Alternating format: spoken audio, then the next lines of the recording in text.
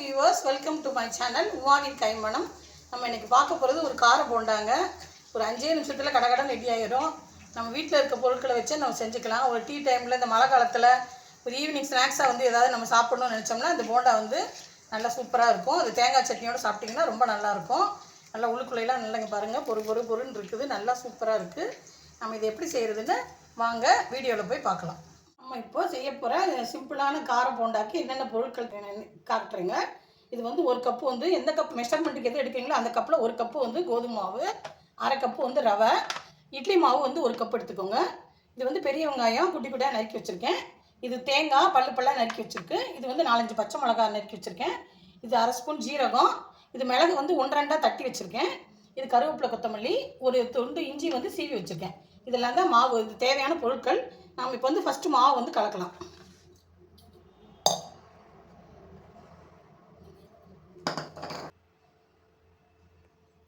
இப்போ ஃபஸ்ட்டு எல்லாத்தையும் ஒன்றா வந்து இந்த மாவு எல்லாமே ஊற்றிக்கலாங்க.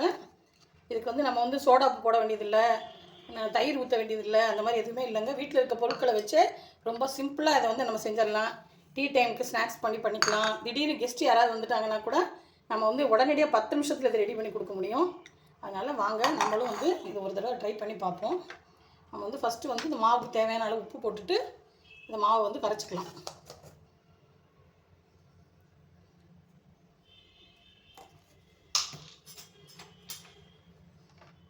இதில் உள்ள எல்லா பொருட்களையுமே நான் வந்து இதில் போட்டேங்க. ஜீரகம், மிளகு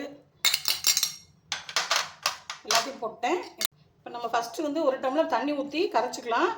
மாவோட திக்னஸ் எப்படி இருக்குன்னு பார்த்துக்கிட்டு நமக்கு தேவைப்பட்டால் நம்ம தண்ணி சேர்க்கலாம்.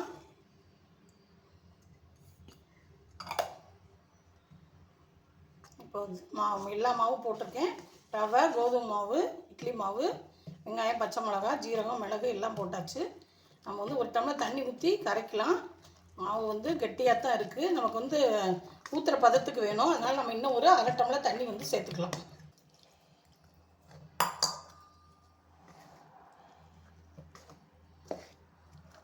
நம்ம அந்த மாவை வந்து நம்ம ரெடி பண்ணிவிட்டு ஒரு 10 நிமிஷம் போல் நம்ம வந்து அதை வந்து ஊற வச்சிடணும். அப்போ தான் ரவை போட்டிருக்கோம்ல, அது வந்து நல்லா வந்து தண்ணியில் வந்து இஞ்சிக்கும்.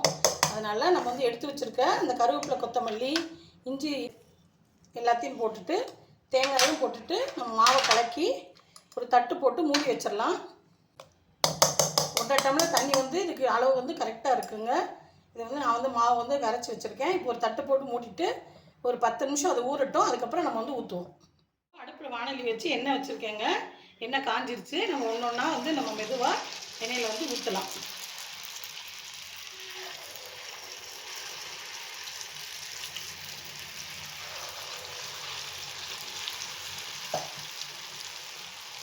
நல்லா வந்து வேகட்டும். அதுக்கப்புறம் திருப்பி போடுவோம். இப்போது ஒரு பக்கம் வெந்துருச்சுங்க. நம்ம வந்து அதை வந்து திருப்பி போட்டுக்கலாம். பாருங்கள், 2 பக்கம் நல்லா வெந்த பிறகு, நல்லா செவந்த பிறகு நம்ம எடுத்துக்குவோம். இப்போ நல்லா 2 பக்கமும் நல்லா செவக்க வந்து வெந்துருச்சுங்க. நம்ம வந்து நம்மளோட கார போண்டா ரெடி ஆகிடுச்சு. எடுத்துக்கலாம்.